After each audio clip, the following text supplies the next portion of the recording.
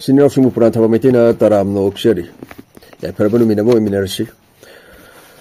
India Romgi, Habidi Pakistan, India, Bangladesh, Samsung Sena, Ziglenariva situation people must say, when Naringa, Russia, say, Senior Kau, the minor Tauri.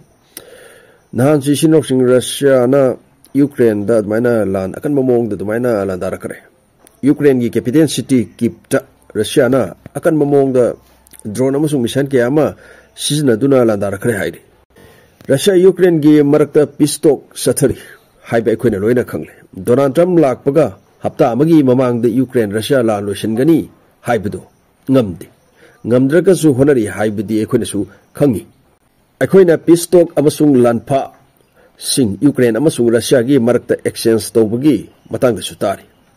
Asigi Marakasda Russia na, keep the drone Mayamama, Amasung Misan Kiama Sinarga.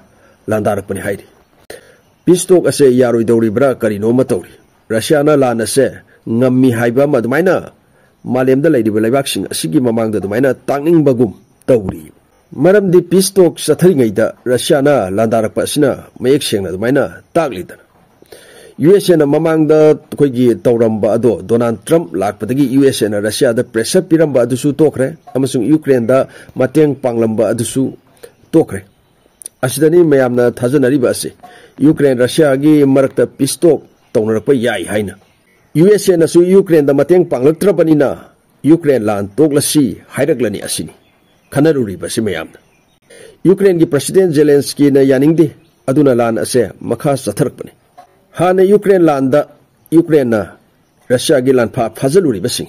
Amasung Russia na Ukraine gi land passing Pazaluri Basing ase. Exchange Tonerga Pistin ase, sign Tonobagi. Wapam. Adubu marak asida Ukraine na misain karikara.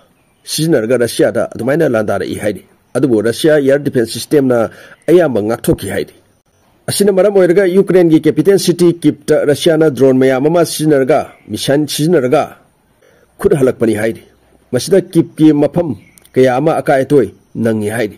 Aduna Ukraine government su kiptagi mapam amada adumaina makoigi Hongtor Payari, India Kishu, Didi Haribisi Captain Maro in India government sing lady bani. As the sound of Patarga, the Mapamada, Hongtor Pahibis Honabidi. Sumaina, Kiptagi, Ukraine government, Sumapam, Atopata, Mina, Hongtor Paya, Haina, Mina, Hainari.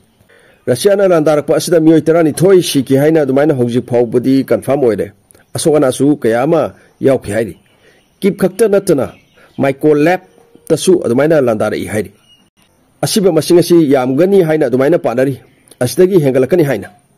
Russia na kamakazi drone sahungo humputre muk siznaki haidi. Aduga misain humpu mapan mukka. Asobolanda haidi masigi handak Russia na kipta taurai basi. Asina maram werga kipta laiba miyosing sapagada ba center bunker dadumaina laina ba government na kangan kare haidi. Ukraine na horubani na Russia su khud halakani haiba khangi. Ukraine na hawi haibasigi matang da western media singnadi pau amata phongnade.